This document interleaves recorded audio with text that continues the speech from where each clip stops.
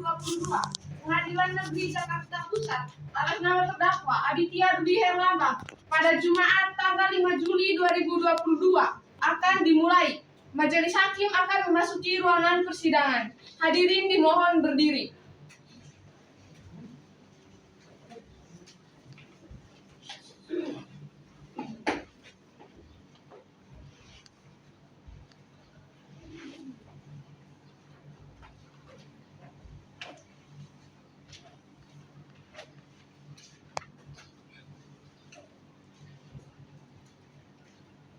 Silakan duduk.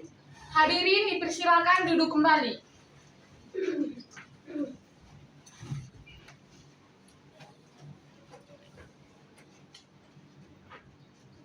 Baik, penuntut umum, Pan, nggak apakah usah pakai masker, Pan.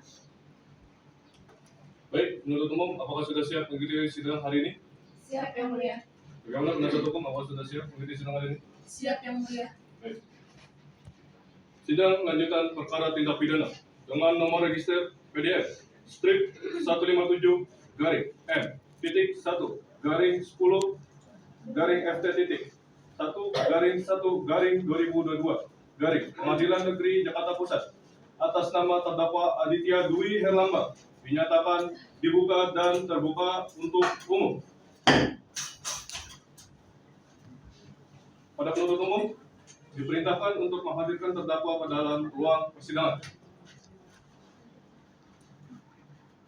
Tugas telah menghadirkan terdakwa ke dalam ruang persidangan. Terdakwa siap yang mulia. Baik, terima kasih petugas. Silakan kembali ke dalam persidangan itu.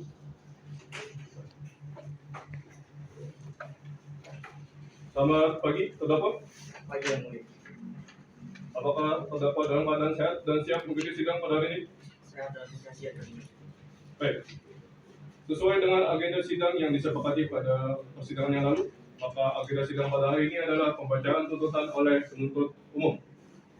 Kepada penuntut umum, apakah sudah siap dengan tuntutannya? Siap, Yang Mulia. Bagaimana penuntut umum? Apakah sudah menerima salinannya? Kami sudah menerima salinannya, Yang Mulia. Baik, silakan dibacakan. Terima kasih Yang Mulia. Sebelumnya kami mohon izin Yang Mulia. Tuntutan akan kami bacakan secara sebagian namun dianggap dibacakan seluruhnya dan akan kami bacakan secara bergantian Yang Mulia.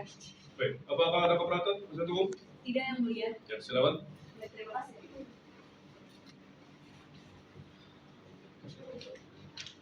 Kejaksaan Negeri Jakarta Pusat untuk keadilan. Surat tuntutan nomor register perkara PDM strip 157 garis miring M.1.10 garis miring FT.1 garis miring 1 garis miring 2022 garis miring Pengadilan Negeri Jakarta Pusat. Jaksa pada Kejaksaan Negeri Jakarta Pusat yang bertindak selaku penuntut umum setelah memperhatikan hasil pemeriksaan di dalam persidangan yang memeriksa dan mengadili atas nama terdakwa, nama lengkap Aditya Dwi Herlambang dan seterusnya. Berdasarkan surat penetapan hakim pada Pengadilan Negeri Jakarta Pusat tanggal 19 Mei 2021 serta surat pelimpahan perkara acara pemeriksaan tanggal 22 Mei 2021, terdakwa dihadapkan ke depan persidangan dengan dakwaan berbentuk alternatif sebagaimana telah kami bacakan di muka persidangan tanggal 13 Februari 2022 sebagaimana terlampir dalam surat pidana ini, yakni dakwaan ke-1 bahwa terdakwa Aditya Dwi Herlambang pada hari Selasa tanggal 25 Mei 2021 sekitar pukul 13.00 waktu Indonesia Barat atau pada suatu waktu setidak-tidaknya masih dalam tahun 2021 di Kemayoran, Jakarta Pusat atau pada suatu tempat setidak-tidaknya masih termasuk dalam daerah hukum Pengadilan Negeri Jakarta Pusat melakukan perbuatan curang, perbuatan mana dilakukan oleh terdakwa dengan cara sebagai berikut. Bahwa terdakwa Aditya Dwi Herlambang yang merupakan tetangga lama korban Padama dengan mengaku sebagai anggota Polri berpangkat AKBP menemui korban Padama yang merupakan seorang remaja yang baru saja lulus dari SMA Sukahati, Jakarta Selatan di kediaman korban Padama di Pejaten, Jakarta Selatan untuk menginfokan pembukaan calon siswa Polri yang akan dibuka pada bulan Juni 2021 mendatang. Bahwa terdakwa Aditya Dwi Herlambang meminta uang pelician sejumlah 350 juta rupiah kepada korban Padama yang didampingi oleh ibu korban Siti Mariam dengan cara ditransfer melalui M-Banking BCA.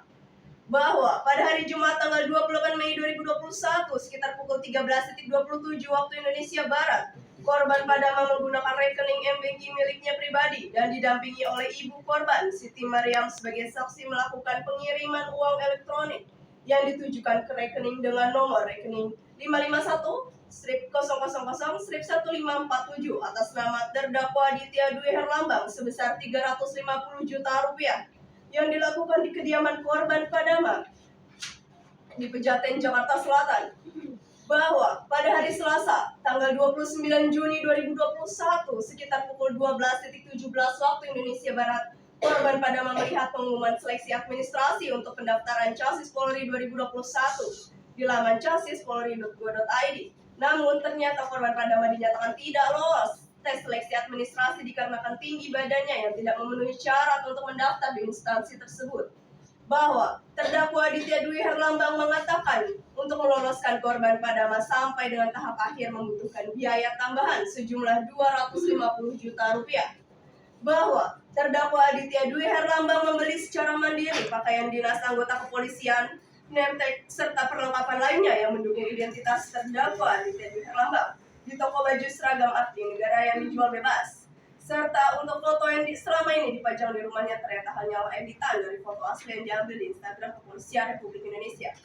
Bahwa setelah mengetahui hal tersebut, korban Padama didampingi oleh ibu korban, yakni Siti Maria, memutuskan untuk melaporkan kejadian penipuan yang dilakukan oleh terdakwa Aditya Dwi Herlambang dengan membawa beberapa barang bukti berupa mutasi rekening korban Padama sejumlah Rp600 juta kepada Polsek Kemayoran, Jakarta Pusat. Perbuatan terdakwa tersebut merupakan tindak pidana sebagaimana diatur dan diancam pidana pada pasal 378 Kitab Undang-Undang Hukum Pidana tentang perbuatan curang. Atau dakwaan kedua dan seterusnya. Perbuatan terdakwa tersebut merupakan tindak pidana sebagaimana diatur dan diancam pidana pada pasal 372 Kitab Undang-Undang Hukum Pidana tentang penggelapan. Dilanjutkan oleh rekan saya, Mulia. Silakan. Mohon izin untuk lanjutkan ya, Mulia. Ya, silakan. Adapun fakta-fakta yang terungkap di persidangan secara berturut-turut telah diterangkan saksi-saksi sebagai berikut. Keterangan saksi-saksi. 1. Saksi Siti Maria. Pada kesimpulannya, saksi menerangkan bahwa sebelum memberikan keterangan, terlebih dahulu saksi disumpah bahwa pada hari Selasa tanggal 8 Juni 2021, saksi selaku ibu kandung dari saudara kabar Padama Paulus mentransfer uang sejumlah Rp600 juta yang dibayarkan melalui 2 tahapan dalam rentang waktu 8 hari dengan maksud mengusahakan putranya bernama Padama Paulus agar dapat lolos seleksi kepolisian tahun 2021. 2. Saksi Syahidrawan. Dalam kesimpulannya, saksi menerangkan bahwa sebelum memberikan keterangan, terlebih dahulu saksi disumpah bahwa saksi adalah mantan rekan kerja terdakwa di PT Sayonara Indonesia, bahwa saksi bertemu dengan korban di kediaman terdakwa, bahwa saksi melihat secara langsung korban mentransfer uang sejumlah Rp250 juta sebagai transferan kedua ke rekening BCA atas nama terdakwa, bahwa saksi mengetahui bahwa terdakwa berpura-pura menjadi polisi dengan pangkat AKBP pada saat korban bercerita. 3. Ahli pidana Dr. Nirmala Ayudya SHM. Pada kesimpulannya, saksi menerangkan bahwa tindak pidana merupakan suatu perbuatan melawan hukum yang karena memenuhi unsur yang ada, maka dapat dihukum. Bahwa tindak pidana diatur di dalam dan di luar KUHP. Bahwa tindak pidana yang diatur dalam KUHP salah satunya adalah penipuan pada pasal 378 KUHP. Bahwa penipuan merupakan sebuah bagian dari tindak pidana. Bahwa tindakan seorang yang menggunakan jabatan palsu dengan maksud menguntungkan dirinya sendiri serta dengan tipu muslihat dan bujuk rayu agar orang lain menyerahkan sejumlah uang kepadanya tanpa hak merupakan tindakan pidana penipuan seperti dalam pasal 378 KUHP. Bukti-bukti. 1. Surat pendaftaran kepolisian atas nama Padama Paulus. 2. Surat keterangan menjabat sebagai AKBP milik terdakwa yang palsu. 3. Surat keterangan PHK atas nama Aditya Dwi Herlambang dari PT Sayonara Indonesia. 4. Mutasi rekening terdakwa. 5. Mutasi rekening korban. 6. Foto terdakwa yang menggunakan seragam kepolisian. 7. Seragam kepolisian milik terdakwa. Petunjuk-petunjuk. 1. Berdasarkan keterangan saksi Siti Maria, selaku orang tua dari korban Padama Paulus dan keterangan terdakwa, serta didukung dengan barang bukti, dapat diperoleh kesimpulan bahwa terdakwa mengaku kepada korban bahwa dirinya adalah seorang anggota kepolisian dengan pangkat AKBP di Polda Metro Jaya, serta korban telah mentransfer uang sejumlah Rp600 juta atas nama terdakwa sebagai pembayaran uang prinsip agar korban dapat lolos seleksi masuk kepolisian. 2. Berdasarkan keterangan saksi Syahidrawan selaku mantan rekan kerja terdakwa di PT Sayonara Indonesia, diperoleh kesimpulan bahwa terdakwa merupakan seorang mantan talent marketing di PT Sayonara Indonesia sampai dengan tahun 2021. Berdasarkan keterangan ahli pidana yang menyebutkan bahwa dalam bahwa dalam kasus 2 orang menjanjikan anaknya untuk bisa masuk kepolisian. Dari pertemuan tersebut kemudian muncullah pembicaraan bahwa si X harus membayar sejumlah uang sebagai kompensasi yang akan diperjuangkan si B. Karena saat itu si B meyakinkan si X dengan cara menunjukkan foto dengan pejabat pemerintah menggunakan seragam polisi. Ternyata setelah uang telah dibayarkan, si X tidak menjadi polisi merupakan sebuah tindak pidana penipuan. Oleh sebab itu, diperoleh kesimpulan bahwa tindakan yang dilakukan terdakwa kepada korban benar merupakan tindak pidana penipuan sebagaimana diatur dalam pasal 378 KUHP. Keterangan terdakwa bahwa benar terdakwa memiliki niat untuk meloloskan korban dalam tes masuk kepolisian tahun 2021, bahwa terdakwa mengaku meminta dan menerima uang dari korban dengan jumlah 600 juta rupiah, bahwa terdakwa mengaku bukan seorang anggota kepolisian, bahwa terdakwa tidak pernah mengupayakan untuk meloloskan korban dalam seleksi masuk kepolisian. Analisa fakta-fakta. Berdasarkan fakta-fakta yang terungkap di persidangan yang diperoleh dari keterangan saksi, keterangan ahli, petunjuk, serta keterangan terdakwa, maka dapatlah kami menyimpulkan sebagai berikut. 1. Telah terjadi tindak pidana penipuan yang dilakukan oleh terdakwa dengan mengatasnamakan AKBP Polda AKBP Polda Metro Jaya dengan maksud meloloskan korban dalam seksi kepolisian dengan meminta imbalan sebesar 600 juta rupiah. 2. Bahwa penipuan yang dilakukan terdakwa telah direncanakan dan terorganisir dengan bukti kepemilikan seragam kepolisian secara ilegal. 3. Bahwa terdakwa tidak pernah mengupayakan agar korban dapat lolos menjadi anggota kepolisian. 4. Bahwa tindakan terdakwa yang menggunakan jabatan palsu, menggunakan tipu muslihat dengan maksud agar korban menyerahkan sejumlah uang kepada terdakwa merupakan tindak pidana penipuan sebagaimana diatur dalam pasal 378 KUHP. Analisa hukum.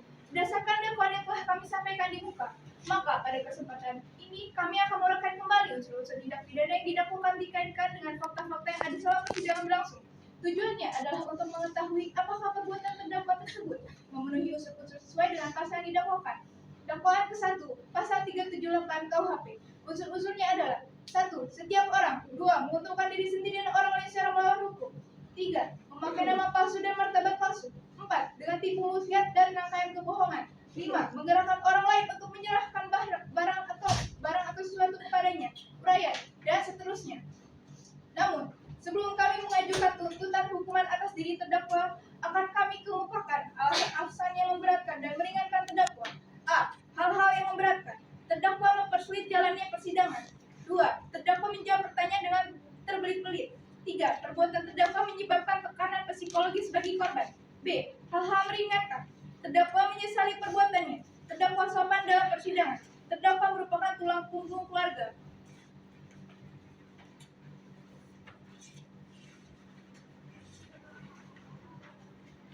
Dengan pertimbangan tersebut di atas dan setelah memperhatikan peraturan serta undang-undang yang berhubungan dengan perkara ini, kesimpulan. Berdasarkan uraian-uraian di atas, maka fakta-fakta yang terungkap dalam persidangan, yaitu keterangan saksi-saksi, keterangan terdakwa, dan alat bukti petunjuk yang diajukan dalam persidangan sebagaimana tersebut di atas, maka apabila dihubungkan satu sama lain akan saling berkaitan. Sehingga dengan demikian kami sebagai jaksa penuntut umum berkesimpulan bahwa terdakwa tersebut secara sah dan meyakinkan telah terbukti bersalah telah melakukan tindak pidana seperti tersebut dalam dakwaan di atas, yaitu sebagaimana diatur dan diancam pidana dalam pasal 378 KUHP. Karena dakwaan yang digunakan jaksa penuntut umum adalah dakwaan alternatif, terdakwa telah terbukti melakukan penipuan seperti dalam pasal 378 KUHP, maka unsur dalam dakwaan yang lain tidak perlu dibuktikan lagi. Untuk selanjutnya akan diteruskan oleh rekan saya yang mulia. Silakan. Izin melanjutkan, ya. Ya, silakan.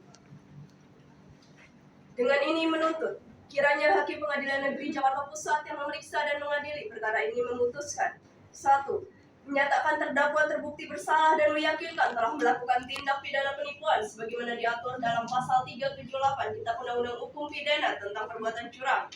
2. Menjatuhkan pidana terhadap terdakwa dengan pidana penjara selama 4 tahun dikurangi selama terdakwa dalam tahanan sementara dengan perintah terdakwa tetap ditahan. 3. Menjatuhkan pidana denda terhadap terdakwa sebesar 300 juta rupiah. 4. Menyatakan barang bukti dalam perkara ini antara lain 1.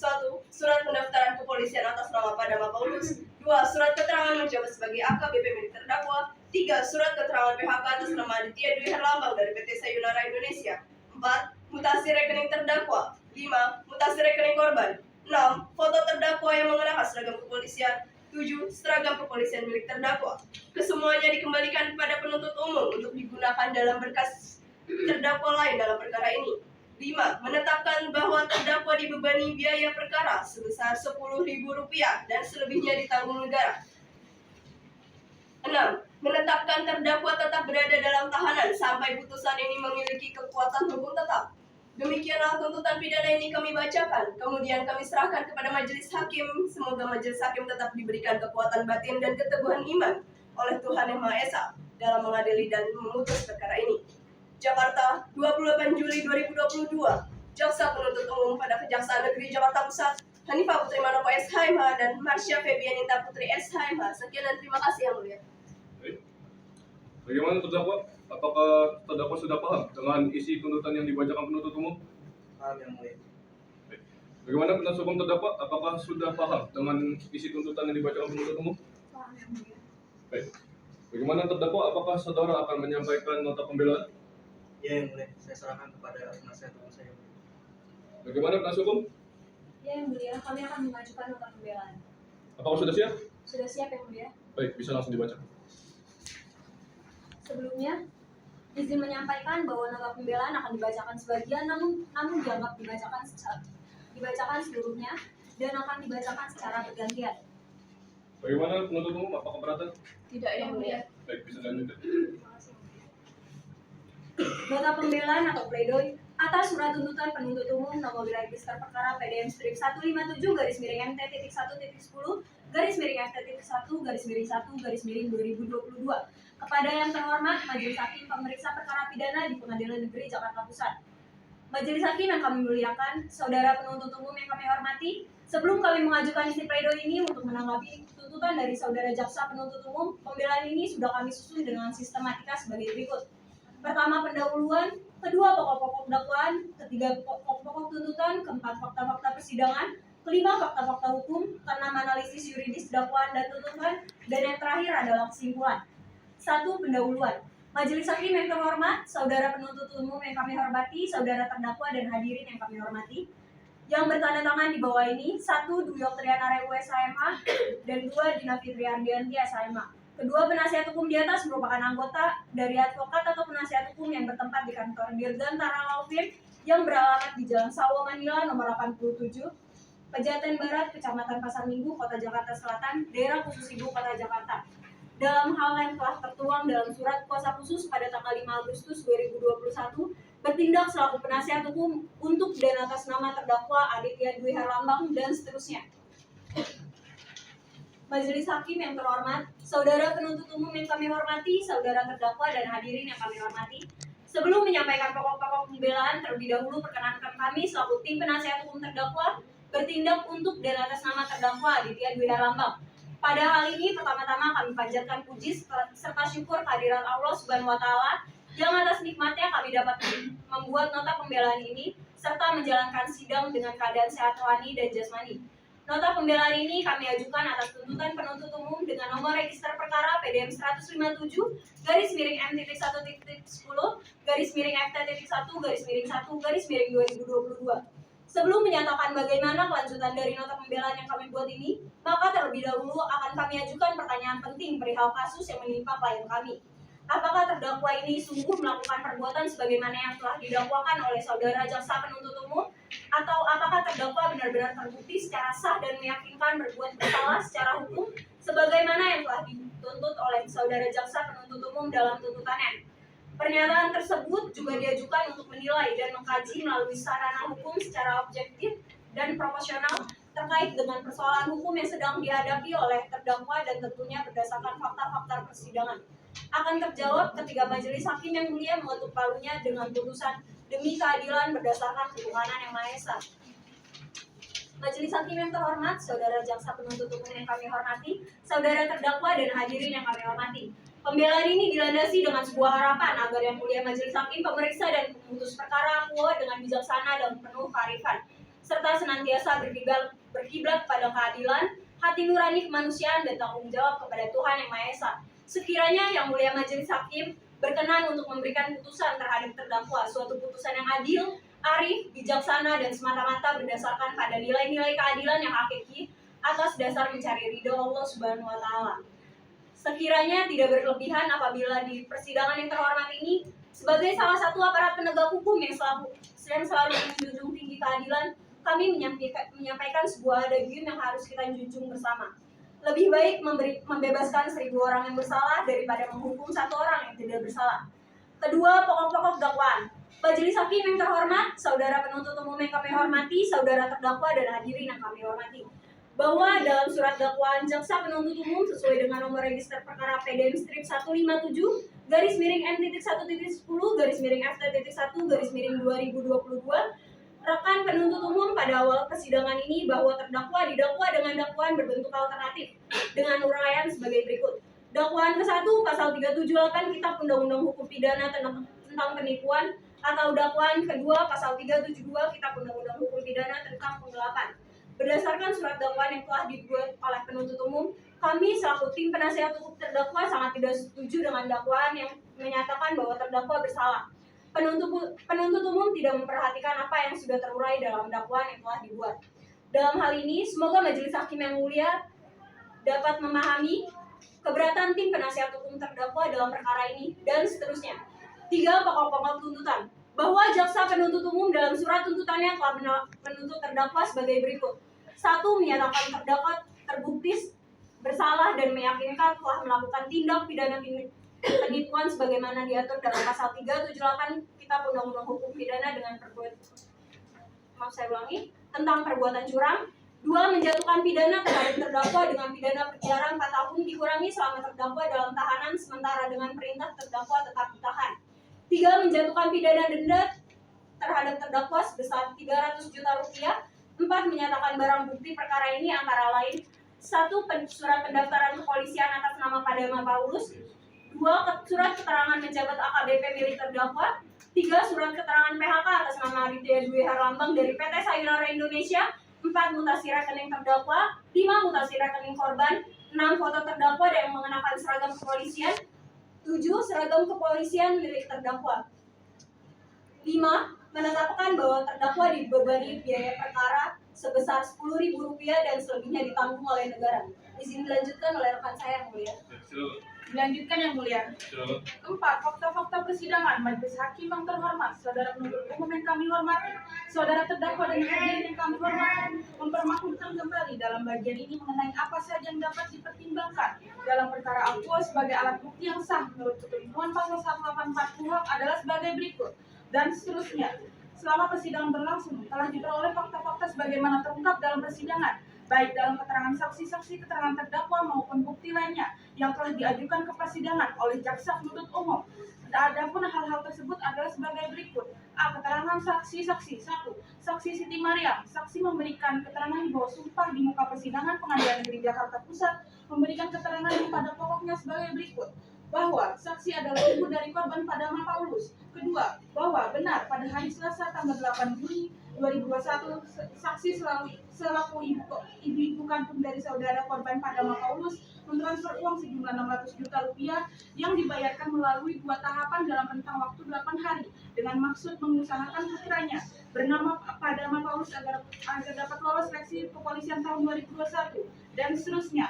Tanggapan terdakwa dalam hal mengenai keterangan yang disampaikan oleh Siti Maria benar dan menanggapi secara lebih dalam. Kedua, saksi Abias Irtiza. Saksi memberikan keterangan di bawah sumpah di muka persidangan Pengadilan Negeri Jakarta Pusat, memberikan keterangan yang pada pokoknya sebagai berikut. Bahwa saksi adalah mantan kerja terdakwa di PT Sayonara Indonesia. Bahwa saksi melihat secara langsung korban mentransfer uang sejumlah 250 juta rupiah sebagai transferan kedua ke rekening BCA atas nama terdakwa, dan seterusnya. Tanggapan terdakwa dalam hal mengenai keterangan yang disampaikan oleh Abias Irtiza benar dan tidak menanggapi secara lebih dalam. B. Keterangan saksi ahli. Saksi ahli Dr. Nirmala Ayudhya SHMH pada pokoknya memberikan keterangan sebagai berikut. Bahwa benar pada diperiksa ahli berada dalam keadaan sehat jasmani dan rohani, dan seterusnya. Bahwa ahli menjelaskan mengenai niat baik dan serea merupakan bentuk upaya menolong seseorang dengan segala keterbatasan. Jika di situ terdapat sebuah usaha atau upaya untuk mengusahakan niat baik tersebut dapat dipertimbangkan secara hukum mengenai niat atau ketidaksengajaan. Tanggapan terdakwa bahwa terdakwa tidak keberatan serta menyetujui semua hal tentang keterangan yang diberikan oleh ahli Dr. Nirmala Ayudhya SHMH. C. Surat-surat. 1. Surat pendaftaran kepolisian atas nama Padama Paulus. 2. Surat keterangan menjabat sebagai AKBP milik terdakwa. 3. Surat keterangan PHK atas nama Aditya Dwi Herlambang PT dari PT Sayonara Indonesia dan seterusnya. D. Petunjuk dari keterangan para saksi dan ahli bukti dan alat bukti surat yang saling bersesuaian antara satu yang lainnya yang saling mendukung dengan berpedoman pada pasal 188 ayat 2 KUHP keterangan terdakwa serta didukung pula dengan adanya barang bukti yang diajukan dalam persidangan ini yang telah dibenarkan oleh para saksi maupun oleh terdakwa sendiri yang merupakan alat bukti petunjuk tentang tindak pidana yang dilakukan oleh terdakwa dan seterusnya. E. Keterangan terdakwa Aditya Dwi Herlambang pada pokoknya memberikan keterangan sebagai berikut. Benar bahwa sebelum memberikan keterangan sewaktu diperiksa terdakwa dalam keadaan sehat jasmani maupun rohani. Benar bahwa terdakwa memiliki niat untuk meloloskan korban dalam tes masuk kepolisian tahun 2021 dan seterusnya. F. Fakta hukum. Menanggapi tuntutan, jaksa penuntut umum penasihat hukum akan menguraikan dan menganalisa fakta-fakta persidangan yang secara khusus berkaitan dengan apa yang didakwakan oleh jaksa penuntut umum dan apa yang diuraikan oleh jaksa penuntut umum dalam surat tuntutannya dan seterusnya. Bahwa jaksa penuntut umum dalam membuat tuntutan tidak mendasar kepada fakta-fakta persidangan. Seharusnya jaksa penuntut umum bukan berperan sebagai penyidik atau hasil-hasil penyidikan semata-mata, namun benar-benar harus membuktikan dakwaannya melalui alat-alat bukti yang sah. Karena dalam perkara pidana yang menjadi pedoman untuk menganalisa dan mempertimbangkan serta memutuskan suatu perkara adalah berdasarkan fakta-fakta di persidangan. G. Analisa yuridis dakwaan dan tuntutan. Majelis hakim yang terhormat, saudara penuntut umum yang kami hormati, saudara terdakwa dan hadirin yang kami hormati. Sekarang sampailah kami sebagai penasihat hukum terdakwa untuk meninjau dari sudut hukum perkara ini. Tinjauan ini tentu kami akan menghubungkan dengan fakta-fakta yang terungkap dalam persidangan, dengan teori-teori perundang-undangan, jurisprudensi, dan logika hukum, dan seterusnya.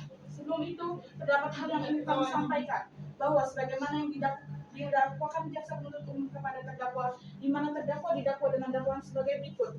Dakwaan ke-1 sebagaimana diatur dan diancam pada pasal 378 KUHP, dakwaan kedua sebagaimana diatur dan diancam pidana dalam pasal 372 KUHP. Untuk itu, kami akan membuktikan dakwaan ke-1. 1. Unsur setiap orang. Kami bersependapat dengan rekan JPU untuk menyatakan bahwa terdakwa Aditya Dwi Herlambang telah terbukti secara sah dan meyakinkan memenuhi unsur setiap orang. 2. Unsur menguntungkan diri sendiri dan orang lain secara melawan hukum, dan seterusnya. Bahwa dalam kasus ini dengan bukti dan saksi Siti Mariam dan Adias Irtiza, terdakwa tidak berniat untuk menguntungkan diri sendiri dengan mengaku sebagai salah satu anggota polisi. Bahwa terdakwa tidak sengaja melakukan perbuatan hukum dengan melakukan pemerasan maupun penipuan untuk menguntungkan dirinya sendiri atau korporasi. Dengan demikian, unsur yang dengan tujuan menguntungkan diri sendiri atau orang lain tidak terbukti. Ketiga, dengan tipu muslihat dan rangkaian kebohongan. Unsur ini dibuktikan dengan berdasarkan fakta dan bukti persidangan bahwa pada awalnya saat terdakwa mendengar kondisi korban tidak lolos seleksi chassis Polri selama 2 tahun berturut-turut, terdakwa merasa kasihan dengan korban.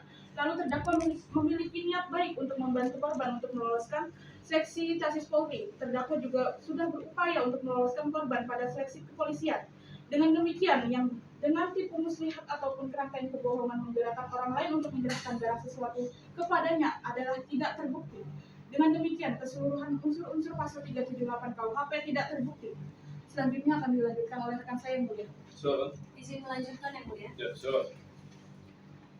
Kesimpulan.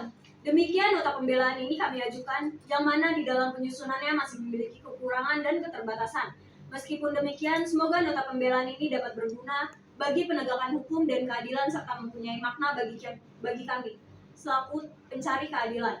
Bahwa oleh karena persidangan dan nota pembelaan tersebut telah selesai kami uraikan satu persatu, maka dengan segala kerendahan hati kami, tim penasihat hukum terdakwa Aditya Dwi Herlambang, memohon dengan hormat kepada majelis hakim yang mengadili perkara ini berkenan memutuskan: 1. Menyatakan terdakwa Aditya Dwi Herlambang tidak terbukti secara sah dan meyakinkan bersalah melakukan tindak pidana sebagaimana didakwakan jaksa penuntut umum. 2. Membebaskan Aditya Dwi Herlambang dari dakwaan dan atau tuntutan jaksa penuntut umum dalam perkara ini. 3. Merehabilitasi dan memulihkan nama baik terdakwa Aditya Dwi Herlambang dalam kemampuan, kedudukan, harta, serta martabatnya. 4. Membebankan biaya perkara kepada negara. Demikian nota pembelaan ini kami sampaikan dalam persidangan di hari yang penuh hikmah ini. Semoga Yang Maha Adil memberikan petunjuk dan kekuatan kepada kita semua. Atas perhatian dan kebijaksanaan Majelis Hakim yang mulia, kami selaku tim penasihat hukum terdakwa mengucapkan terima kasih. Dibacakan pada persidangan yang dibuka dan dinyatakan terbuka untuk umum di Pengadilan Negeri Jakarta Pusat pada hari Jumat tanggal 5 Juli 2022. Hormat kami tim penasihat hukum terdakwa Dwi Oktriana Rewu SHMH, Dina Fitri Hardianti SHMH. Sudah selesai yang mulia. Baik. Pada penuntut umum, apakah penuntut umum akan mengajukan replik? Tidak yang mulia, kami tetap pada tuntutan kami yang mulia. Baik. Panitra, 7 hari dari sekarang tanggal berapa? Tanggal 19 Juni yang mulia. Baik. Karena penuntut umum masih tetap pada tuntutannya, maka dengan demikian sidang ditunda sampai tanggal 19 Juli 2022 dengan agenda sidang berikutnya, yaitu pembacaan putusan akhir oleh kami selaku majelis hakim. Bagaimana yang anggota 2? Siap ya? Yang anggota 1 siap? Baik. Pada penuntut umum, harap hadirkan terdakwa pada sidang berikutnya tanpa diperintahkan kembali dan pastikan terdakwa tetap dalam tahanan. Dengan ini sidang ditutup. Majelis Hakim akan meninggalkan ruangan persidangan. Hadirin dimohon berdiri.